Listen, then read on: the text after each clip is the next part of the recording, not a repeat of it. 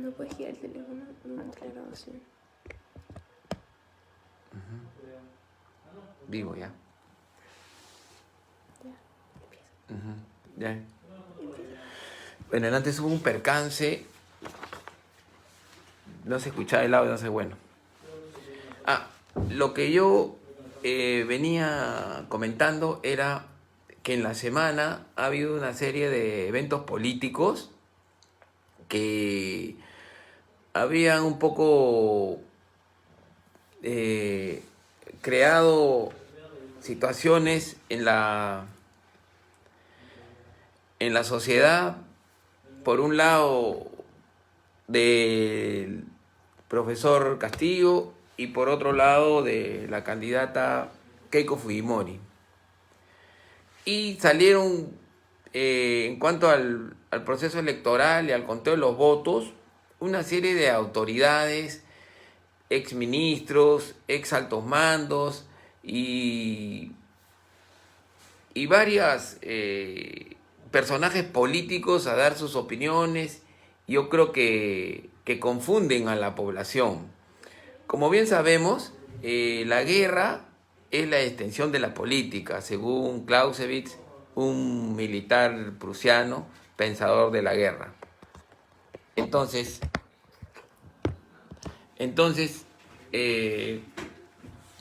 lo que queríamos complementar esta situación es en el sentido de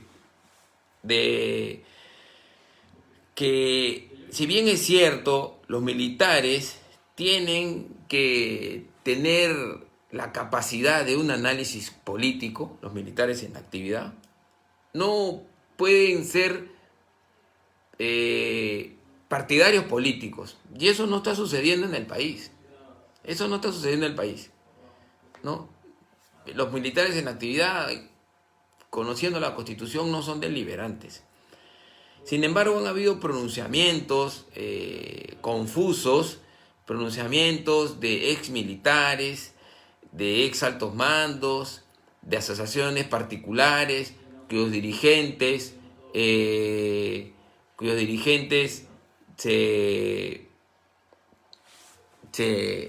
como se dice, se arrogan facultades y pienso yo, orientan su orientación, vale decir, política, y asusan, incentivan, fomentan una serie de incertidumbre en la población que ya la gente prácticamente se siente pues ya hastiada del tema. Esa es la verdad. Sin embargo, esto no ha sucedido ahora. Esto ya viene sucediendo a partir de que se terminó la primera vuelta electoral y se quedaron dos candidatos, el de la izquierda, que es el profesor Castillo, y el de la derecha, la señora Keiko Fujimori. Y estas asociaciones de almirantes tomaron partido abiertamente y comenzaron a tocar el tema del terrorismo, del comunismo, achacando a un partido político y a su candidato. Y la otra parte tocaban el tema de la corrupción y tocaban también a la candidata. ¿A qué voy? Pero esto va más allá de un tema de que si unos son comunistas o terroristas y la otra es en tema de corrupción o el tema de que continúan en la mismo, que es una red que años ha tomado el Estado peruano y que con tantos problemas y tantos presidentes presos. Pero el tema va más allá. Lo que yo pienso que esto es, el tema que daña al Perú es la hipocresía. Es la hipocresía de toda esta gente, de la clase política, la hipocresía de gente que hace análisis en base a un conjunto de elementos que no se acogen a la verdad y para sus intereses particulares. Ese es el tema, ese es el punto. Ese es el punto, la hipocresía, que una vez conversaba con un comandante. ¿Y qué sucede? Esta semana ha salido a pronunciarse varias autoridades, como decir Bueno, el almirante Montoya está de más decir que ha salido también a decir que le querían incendiar su casa, a él y al candidato López Aliaga, pero no dice quién. Dice que un prosenderista, terrorista, qué sé yo.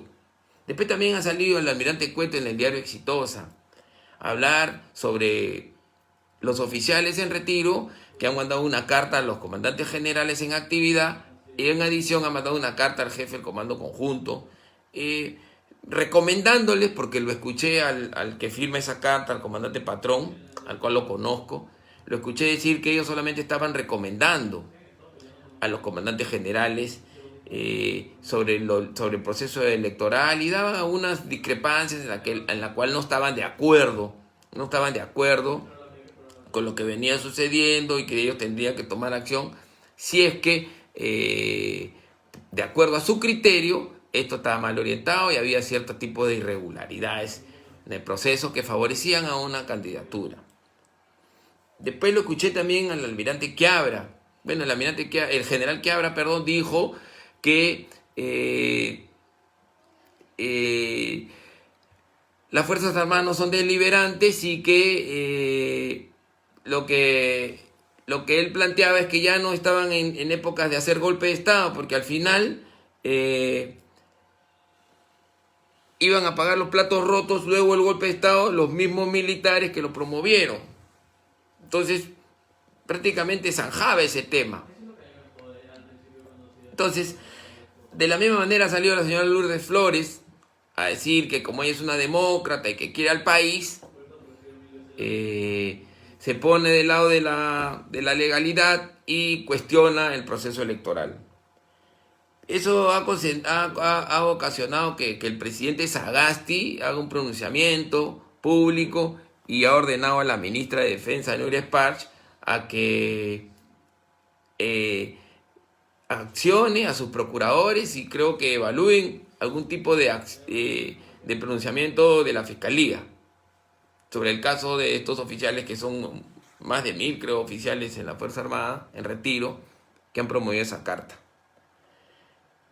Bueno, que en esta situación también he visto al comandante Arrarán, al cual le mando saludos, un excelente profesional, honesto, brillante oficial, que ha hecho un estudio estadístico en la cual da a conocer y da algunos puntos interesantes sobre argumentos por qué se puedan detectar irregularidades en este proceso en el interior del país.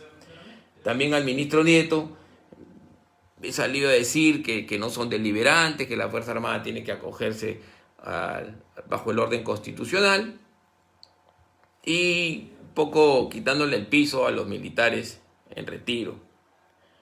Entonces, ¿a qué voy yo? Todos estos personajes, todos estos personas de opinión influyente en la sociedad, comentan, sin embargo, no dan con certeza el análisis de las cosas. ¿Y por qué se lo digo? Porque si bien es cierto, en este caso, que habla el almirante Montoya, el almirante Cueto, sobre el documento cursado por un capitán de navío, me parece Patrón, a los comandantes generales tienen que responderle ese documento. Cada comandante general tiene que responderle a ese trámite administrativo que ha hecho el comandante Patrón y decirle el resultado de ese acto administrativo, porque al parecer ha sido una solicitud, más que bien que hayan dicho que es una recomendación, ha sido una solicitud.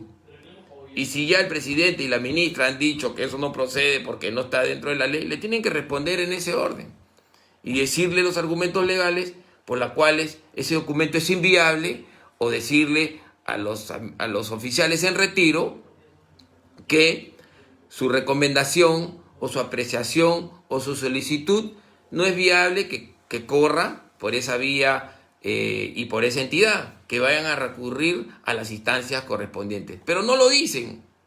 Los comandantes generales no lo han dicho, no ha salido un documento de respuesta. Solamente de frente han salido supuestamente el presidente instruyendo a la ministra para que tome acciones legales. ¿Por qué? Porque con ese documento, si sale como corresponde en la Comandancia General, Ejército, Marina y Aviación, se zanjaría el tema, ¿no? Y los oficiales creo que les aclararían el tema, les aclararían de acuerdo a ley y no dejar en ese limbo, en ese vacío, que hay una carta cursada a los comandantes generales por parte de oficiales en más de 1000 que sustentan bajo un argumento que ellos tendrán si tienen o no razón, pero no hay una respuesta. O sea, no hay un vacío, ¿no? O sea, como diciendo, ven esa carta, fondéala. Yo la veo así, esa carta, métela bajo la carpeta. Pero no hay respuesta oficial de los altos mandos sobre esa carta. Si bien es cierto que tomen acciones legales, que es lo que ha ordenado el presidente Sagasti, pero tienen que responderle, pues. ¿Para qué? Para que esos oficiales y la sociedad se queden tranquilos. Para que sepan que los altos mandos le están diciendo a sus oficiales que han pasado por esas instituciones, honorables oficiales, pienso yo, ¿sabes qué? Estás equivocado, no es mi competencia, la ley no te atribuye decirme eso, o que le dé la razón, si tienes la razón, gracias por tu recomendación. No dejar en el limbo, pues, porque eso de dejar en el limbo para mí es una hipocresía. Es una hipocresía, ¿por qué? Porque todo el pueblo se queda, ¿tendrán razón? ¿No tendrán razón? ¿Por qué no le han hecho caso? Y suman al barullo, y suman a la incertidumbre, y suman al descontento, y genera más expectativas, para bien o para mal, y eso asusta a la población. Ese silencio, eso no, como le llamamos en la institución, cerrar el... deja mayores incertidumbres. En fin, no lo han hecho, espero que lo hagan, ¿no? Porque es un acto administrativo y tienen que responderlo en los términos que corresponde a esa carta. Segundo, después salió el ministro Quiabra, también el ministro Quiabra, y habló sobre que los militares tenían derecho en hacer su uso de su libertad. Ah, ya vino la señal. Entonces, el ministro Quiabra ha dicho eso, que ellos tienen derecho, efectivamente, ¿no? Y se quejó también en el tema de que las Fuerzas Armadas vienen siendo golpeadas por el presidente, una reacción del presidente, que él no estaba de acuerdo, y que la Fuerza Armada venía siendo golpeada desde el desde el presidente Pedro Pablo Kuczynski, después continuó Vizcarra y ahora Sagasti, ¿no? Y que no se ha dado ninguna compra militar, dijo en estos 3 presidentes.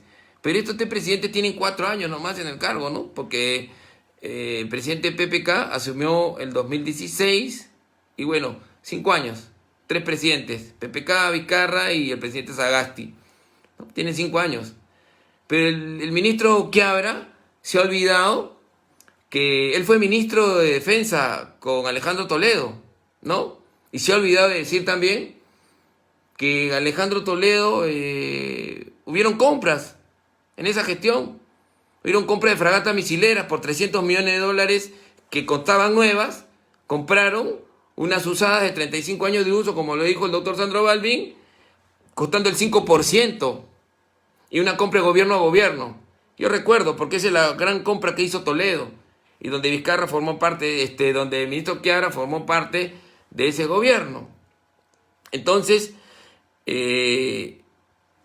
compraron estas fragatas al 5% de 300 millones, prácticamente unas fragatas de 35 años de uso era, ¿no? Que estaban en los astilleros amarradas a muelle en desuso de Italia. La compró el almirante Noriega, ¿no? Que ha sido materia de un artículo incluso.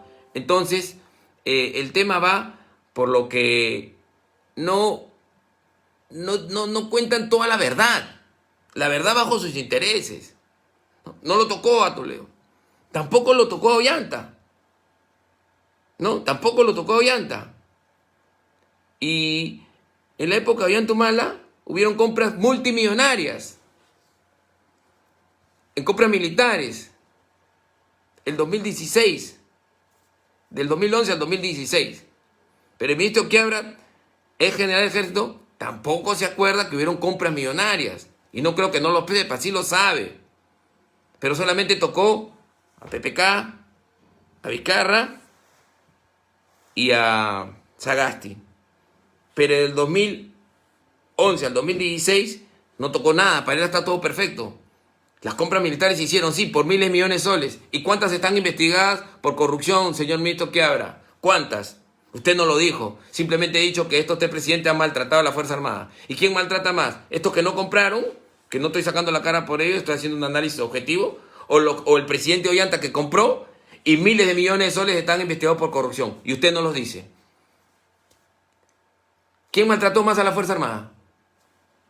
Yo estoy hablando de manera objetiva, no estoy opinando un análisis o estoy haciendo algo que yo estoy elucubrando o una perspectiva estratégica. No, estoy hablando hechos concretos y objetivos. Estamos hablando que la hipocresía en las altas autoridades que toman decisiones, funcionarios, presidentes y en la sociedad peruana hace más daño que el terrorismo y que la corrupción misma, porque la hipocresía permite descubrir y luchar contra estos actos. Así es. Luego, la señora Lourdes también salió a hablar sobre el tema, diciendo que había fraude, que había mesas, que había falsificación de firmas. La señora Lourdes no tocó que está investigada ella en un caso donde Odebrecht también le dio a su campaña un monto de dinero y que está complicada. Y que dice que es una demócrata y que quiere a su país, que por eso ahora reclama, ¿no? Pero eso ahora reclama. Y sin embargo, no dice que en su momento ella tiene un audio que dijo, ¿sabe qué? A mí la alcaldía no me interesa, me llega a las 4 letras la alcaldía. También no lo dijo, pues, ¿no? Dice lo que le conviene, o sea, dice lo que le viene en gana. El ministro Nieto también salió a hablar que la Fuerza Armada, que tiene que ser respetuosa de la constitucionalidad y que tiene que respetar los procesos y no buscar los cuarteles, qué sé yo. Se olvida que él destruyó la institucionalidad de la Marina de Guerra, ¿no? Cuando dio de baja a oficiales brillantes de la promoción del edecán de PPK, ¿no? Permitió que se haga un proceso para limpiar la cancha de este oficial, al contraalmirante Colbert, y dio de baja a la gran mayoría de su promoción. Y esto lo hizo el almirante Deville. Él es comandante general, no sé, creo que sí en Inglaterra, porque después que hizo eso lo mandaron a Inglaterra 2 años, al órgano marítimo internacional. Y Nieto, los oficiales fueron conmigo incluso, reclamaron su derecho, se presentaron al Ministerio de Defensa, les dieron la razón, buscaron una situación, un vacío, los regresaron al instituto después de que los habían votado. Les vistieron nuevamente con uniforme de la Marina. No les dieron puesto de trabajo. Y nuevamente que regresan. Al mes dijeron que ya firmó el abogado la resolución, que faltaba una cuestión de forma, y los volvió a votar el ministro Nieto. Y los volvió a votar. Y cuando yo le mando una carta a él, denunciando los temas que pasaban con este oficial, no me respondió. Y después de eso salió en Panorama porque a su secretaria general, que es la esposa del presidente de la Asociación de Oficiales Generales y Almirantes, el teniente general Wilson Urteaga Cabrera, la encontraron, creo que haciendo uso del vehículo para ir a una peluquería, y salió un reportaje en Panorama. Y después puso al sobrino, al hijo del general Urteaga, lo puso al sobrino de director general de política de estrategia. Abandonó el cargo, no fue a trabajar los 10 días, lo descubrieron, salió en el diario Expreso, no vino a trabajar, y después que vino con tremenda denuncia, y lo citan a Nieto en Panorama, en radioprogramas, y Nieto dice, no es familiar, no es su familiar, no es su familiar, dijo. Y después que sucede todo eso, en vez de someterlo a régimen de funcionarios por disciplina, creo le llaman esto. No hizo eso. Lo ascendió a viceministro y lo puso viceministro y ahora habla que la democracia y habla que los militares no se deben meter en temas constitucionales referente a las elecciones presidenciales. Perfecto. ¿Y por qué no hizo lo otro? Y todo esto es una hipocresía, señores. Lo que yo le he dicho simplemente es lo que sucede. Yo no he analizado nada. Son los hechos, son la realidad. Entonces, si así vamos a salir a opinar, ¿yo cómo puedo hablar con un hipócrita? ¿Yo cómo puedo escuchar a una persona que sea un hipócrita? ¿Qué va a hacer conmigo? Me va a tratar de timar, me va a tratar de engañar, me va a tratar de sorprender, porque me va a contar todo a medias y a sus intereses. Entonces yo me voy a ir. ¿Cómo me voy a ir? Me voy a ir desconcertado. No sé qué pasa, qué sucede, qué acción tomar. Eso es lo que sucede con la clase política y con gente que toma decisiones en el país. Y como repito, más allá, mucho más allá de que el comunismo, el terrorismo, la corrupción, no, la hipocresía en que vive nuestro país, que cree que todo está bien, que cree que tenemos 6 presidentes con prisión preventiva o con pedido de prisión. Estamos hablando de Fujimori, del señor Alan García que falleció, que le estaban pidiendo prisión preventiva, de PPK, de Ollanta Humala, de Alejandro Toledo y el señor Vizcarra lo último. ¿Y qué decir de los candidatos tampoco? Entonces, y estamos 35 años así, estamos orgullosos de que seamos el primer país a nivel mundial que tengamos 6 presidentes en esta condición. Esa es la hipocresía social que nos quieren vender de un lado y del otro lado. Ya el Perú, ya la gente se enteró. Y los que no se quieren enterar, o los que salen en marcha, que no se quieren enterar, es porque han sido sorprendidos, timados, engañados por todas estas cosas que yo les digo, que es un poquito. Porque tendríamos para hablar años de toda esa gente que sale en televisión, los invitan, le dan cabida, le dan tribuna para que engañen y mientan y todo. Ahora, para terminar, yo quiero decirles, con respeto a mi amigo, el comandante Arrearán, excelente, espada de honor, esta persona brillante. Yo no sé por qué no llegó a ser contraalmirante. También, pues, yo se lo dejo a su criterio, por qué no llegó a ser contraalmirante. Ha hecho un estudio, yo lo he visto de primera, yo le creo a ese señor. Yo le creo al comandante Arrearán, porque él es una persona honesta. Yo le creo en ese estudio técnico que ha hecho. Y toda la evaluación que ha hecho, estoy seguro que es con una acuciosidad y que sí, efectivamente deben existir irregularidades. Ahora, lo que sí no comparto es en la parte final del tema. Y quiero decirlo, yo he trabajado en la frontera y he trabajado en un proceso electoral en la frontera y muchos casos, hay mucha gente en el país que solamente firma cuando saca su DNI. Y lo he visto, porque yo he visto los padrones en su momento cuando hemos cuidado, yo me acuerdo del año 2001, en Tamichiacu, en la ribera del río Amazonas. La gente nos preguntaba, porque estábamos en seguridad, y los personeros lo orientaban. Señora, firme acá. Señoras del lugar. No se acordaban de su firma. Señor, no me acuerdo mi firma. Señora, firme acá como... Más o menos acuérdese usted, señora.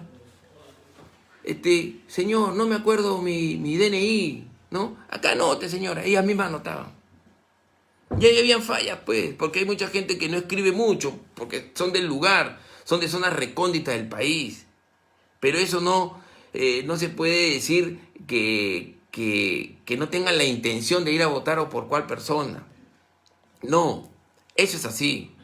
Otra gente que llegaba y estaban en la cola y no sabían cómo ejercitar el proceso, que incluso se daban indicaciones.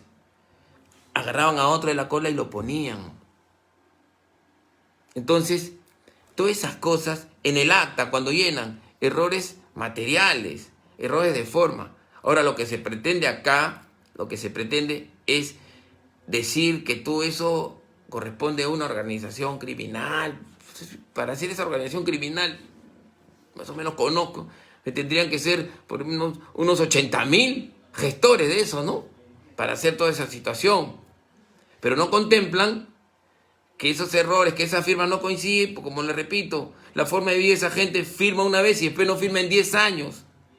O cada proceso electoral va y firma y no se acuerda, porque ellos no firman voucher, no van al banco, no tienen tarjetas de crédito, no firman contratos compra-venta, no firman créditos, no firman que voy al voucher, que saco que la tarjeta Visa, que firma acá. No, eso no es así. Y pienso yo que a esa gente no se le puede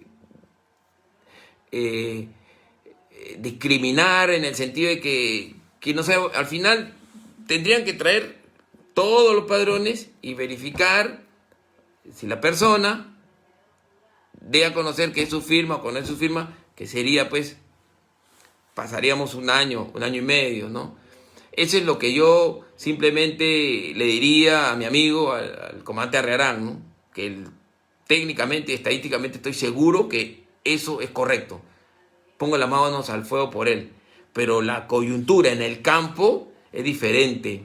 Yo la he vivido y puedo dar fe de eso, ¿no? Y esos errores, pienso yo, de repente me equivoco, tampoco soy el dueño de la verdad, pero es mi libertad de opinión, se debe a una cuestión de cada persona, de cada poblador, cada comunidad ribereña, cada comunidad indígena, porque el Perú también tiene los pueblos que viven en sitios recónditos, alejados y que tienen una cultura distinta. Somos un país multiétnico, pluricultural, multilingüístico, y tenemos que respetar eso, ¿no?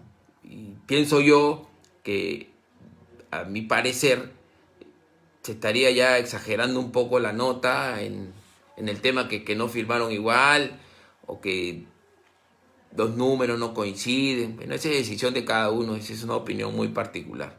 Pero lo que yo quería simplemente decir, que el problema en el país es que no se informa con la verdad para que nosotros, el pueblo peruano, se entere y tome una decisión. Todas son verdades a medias, o todas son orientadas, o digo lo que me conviene y lo que no me conviene. En resumen, es una hipocresía que vive el país. El día que superemos eso y la gente que nos gobierna y nos dirige no sean hipócritas, ese día el Perú va a empezar a cambiar sin terrorismo y sin corrupción.